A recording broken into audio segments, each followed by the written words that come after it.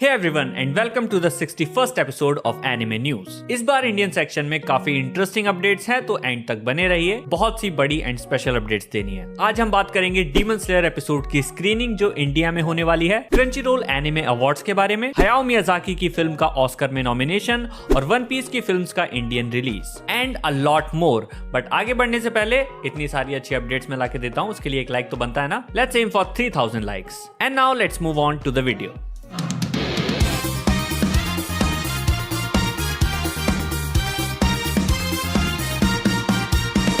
Shout out to all the channel members for joining and supporting the channel. You can also support us by clicking that join button. Part 1 Anime announcements, trailers, promos and more. Crunchyroll Anime Awards 2024 की voting start हो चुकी है और ये 28 जनवरी दोपहर 1:30 बजे तक चलेगी इंडियन टाइम के हिसाब से। इस बार आप टोटल 25 कैटेगरीज में वोट कर सकते हो, जैसे anime of the year, best continuing series, best film, best new series, best animation, best opening, ending और भी बहुत सी कैटेगरीज रखी गई हैं। चेनसॉ मैन इस बार पूरी 17 कैटेगरीज में नॉमिनेट हुआ है, जो कि हाईएस्ट है। उसके बाद है जुजुत्सु काइसेन सीजन 2 13 नॉमिनेशंस में, एओटी फिनाले 10 में, डीमन स्लेयर 11, विनलैंड सागा 5 और वन पीस 4 में। कई लोगों को इस चीज से कंफ्यूजन हो सकता है कि चेनसॉ मैन और बोची द रॉक तो 2022 में आए थे, तो इन्हें 2023 में क्यों नॉमिनेट किया गया है। एक्चुअली क्रंचीरोल के नॉमिनेशंस फॉल 2022 से समर 2023 के हिसाब से लिए जाते हैं, इसलिए इस साल के नॉमिनेशंस में आपको फ्री रन और फॉल के बाकी शोज देखने नहीं मिलेंगे। और अगर ये वीडियो टाइम से डल जाती है तो you can still go and vote for your favorite anime. Voting link will be in the description.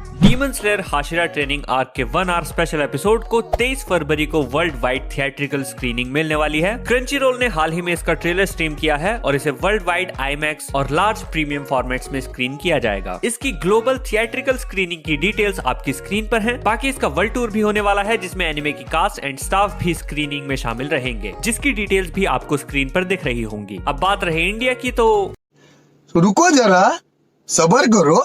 Wait for the Indian section. आगे बढ़े तो इस साल के ऑस्कर और 96th अकेडमी अवार्ड्स की नॉमिनेशंस अपडेट्स भी आ गई हैं। इस साल हायाओ मियाजाकी की the boy and the heron, Shinkai की सुजुमे और blue giant the film Oscar के लिए एनिमेशन कैटेगरी में एनिमे इंडस्ट्री से सिलेक्ट की गई हैं, जिनमें से केवल the boy and the heron ही नॉमिनेशंस तक पहुंची है, जहां ये एलिमेंटल, निमोना, रोबोट ड्रीम्स और स्पाइडरमैन अक्रॉस द स्पाइडरवर्स जैसी फिल्मों से कम्पीट करेगी। इसके अलावा गॉडजिला -1 को भी बेस्ट विजुअल्स की कैटेगरी में नॉमिनेट किया गया है। इसी के साथ ओशिनोको की लाइव एक्शन फिल्म और टेलीविजन सीरीज की अनाउंसमेंट भी हुई है। हाल ही में अमेज़न और टोई ने अनाउंस किया है कि वो इस प्रोजेक्ट को लेकर टीम अप कर रहे हैं, जहां टोई इसकी फिल्म को थिएट्रिकल रिलीज देगा और अमेज़न इसकी टीवी सीरीज को वर्ल्ड वाइड स्ट्रीम करेगा। इसके अलावा इसके स्टाफ ने कुछ फोटोज भी शेयर किए हैं, जिसमें इसकी कास्ट अपने कैरेक्टर कॉस्ट्यूम्स में दिख रही है। Nagisa Saito as Ruby, Asuka Saito as Ai और काइतो साकुराई एज आक्वा हमें इसमें देखने मिलेंगे। हाल ही में अवतार द लास्ट एयरबेंडर की लाइव एक्शन का ट्रेलर भी नेटफ्लिक्स ने रिलीज किया। अब तक जितने टीजर्स एंड ट्रेलर्स हमको देखने मिले हैं इस लाइव एक्शन को लेकर, उनमें काफी अच्छा पोटेंशियल दिख रहा है, क्योंकि वन पीस की तरह ही ये भी अपने सोर्स मटेरियल को बहुत रिस्पेक्ट एंड जस्टिस दे रहा है। बाकी सीरीज को देखकर ही और बेटर आइडिया लगेगा कि ये कैसी है। इस सीरीज में 8 एपिसोड होने वाले हैं और 22 फरवरी से इसको नेटफ्लिक्स पर स्ट्रीम किया जाएगा ग्लोबली, और इंडिया में भी ये हिंदी डब में स्ट्रीम होगी। गॉडजिला -1 के ट्विटर हैंडल पर अनाउंस किया गया है कि ये मूवी यूएस बॉक्स ऑफिस पर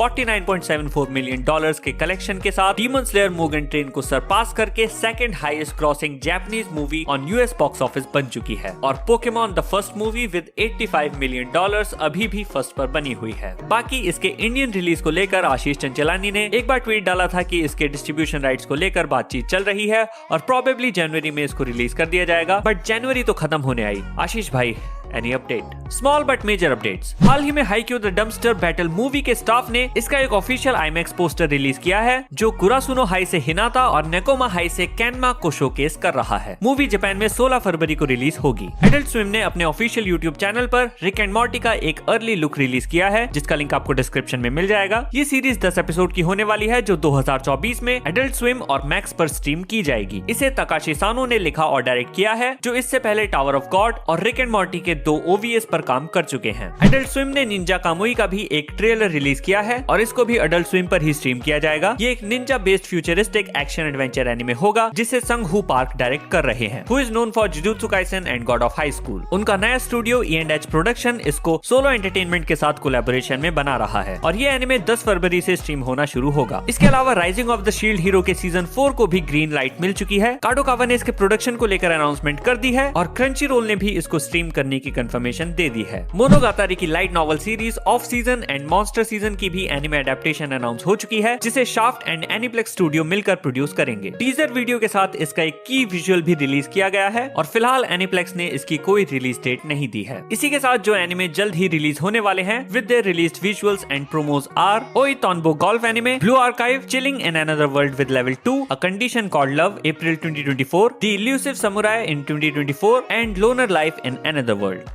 part 2 manga and light novels. Yen Press जो कि एक पब्लिशिंग कंपनी है, उन्होंने हाल ही में एक रिवाइंड वीडियो रिलीज किया है जिसमें उन्होंने अपने 2023 की टॉप सेलिंग मांगा, मानवा और लाइट नॉवेल्स को शोकेस किया है जिसके according overall most popular franchise है ओशिनोको। बाकी top 5 manga, manhwa and light novels की लिस्ट आपकी स्क्रीन पर है। इसके अलावा उन्होंने टॉप 5 डेब्यू मांगा, मानवा एंड लाइट नॉवेल्स की लिस्ट भी रिवील की है। वन पंच मैन और मॉब साइको के क्रिएटर वन ने हाल ही में अपनी न्यू मांगा बुगेगो का सेकंड चैप्टर पब्लिश किया है। इसका फर्स्ट चैप्टर April 2023 में पब्लिश हुआ था और इस मांगा को शुएशा ही पब्लिश कर रहा है। आपने ऐसा तो अक्सर सुना होगा कि किसी मांगा, मानवा या वेबटून को एनिमे एडेप्टेशन मिल रहा है, लेकिन इसका ऑपोजिट काफी कम होता है और ऐसा ही हो रहा है बोन स्टूडियो के ओरिजिनल एनिमे मेटालिक रूज के साथ। रिसेंटली लाइन मांगा ऐप ने ऑफिशियली अपने ट्विटर अकाउंट पर रिवील किया है कि मेटालिक रूज को एक फुल कलर वेबटून एडेप्टेशन मिलने वाली है जिसे मेका टोक्यो और चीता सुरुशिमा डायरेक्ट करेंगे। Part 3 anime gaming news. Bandai Namco की Naruto 2 Boruto shinobi striker game का 7th सीजन पास रिलीज किया जा चुका है जिसमें यंग गारा को as a playable DLC character add किया जाएगा जो कि इस गेम का 38th DLC कैरेक्टर होगा। इस गेम ने 2018 में डेब्यू किया था और ये PlayStation 4, Xbox One और PC पर अवेलेबल है। बंडाई नैमको ने टेकन 8 गेम का एक न्यू ऑफिशियल ट्रेलर अपने YouTube चैनल पर रिलीज किया है और NBA के साथ कोलैबोरेशन वीडियो भी रिलीज किया गया है जिसमें basketball player Karl Anthony Towns and Mike Conley junior game खेल रहे हैं। टेकन 8 इसके लास्ट पार्ट से पूरे 6 साल बाद आ रहा है और इसी के साथ इसे Guinness book of world record में लॉन्गेस्ट वीडियो गेम नैरेटिव होने की रिकॉग्निशन मिली है। Part 4 anime news related to India. Netflix पर वन पीस की स्पिन ऑफ मांगा मॉन्स्टर्स की एनिमे एडेप्टेशन अब स्ट्रीम होना शुरू हो चुकी है। बाकी जो शोज एंड मूवीज नेटफ्लिक्स पर इंडियन रीजन में ऐड होने वाले हैं वो हैं a girl and her guard dog on 1 February, one Piece Strong World, One Piece film Z and One Piece episode of Chopper on 15 फरवरी। क्रंचीरोल ने इस मंडे से सोलो लेवलिंग और Demon Slayer Swordsmith Village arc के Tamil and Telugu dub stream करना शुरू कर दिया है। इसके अलावा पिछले कुछ हफ्तों में क्रंचीरोल ने इन कुछ एनिमे के इंग्लिश डब भी इंडियन रीजन में स्ट्रीम करने शुरू किए हैं जिसमें है tales of wedding ring, a sign of affection, the demon prince of Momochi house and classroom of the elite season 3। News Asia ने अपने इंडियन यूट्यूब चैनल पर उशियो एंड तोरा भी रिसेंटली ऐड किया है। इसके 8 एपिसोड्स थर्सडे तक स्ट्रीम हो चुके हैं। लास्ट न्यूज में हमने बताया था कि Demon Slayer to the Hashira training arc Book My Show पर लिस्ट हो चुकी है और इसके इंडियन रीजन में रिलीज होने के काफी अच्छे चांसेस हैं। क्रंचीरोल ने इसको ऑफिशियली भी कंफर्म कर दिया है कि Demon slayer Hashira training arc के 1 घंटे के एपिसोड को इंडियन थिएटर्स में स्ट्रीम किया जाएगा और ये भी अनाउंस किया है कि डीमन स्लेयर के वर्ल्ड टूर को इंडिया में भी होस्ट किया जाएगा। वाओ। अब बात करें अगर डिजिमॉन एडवेंचर 2 द बिगनिंग की, तो ये मूवी इंडियन थिएटर्स में 19 जनवरी को लगी थी और अब तक ये हट भी चुकी होगी and the movie didn't perform well due to zero hype and zero demand. मैं PVR and anime movie releases पर एक वीडियो भी बना रहा हूँ जो 28 जनवरी को शाम तक पब्लिक हो जाएगी, so don't forget to check it out.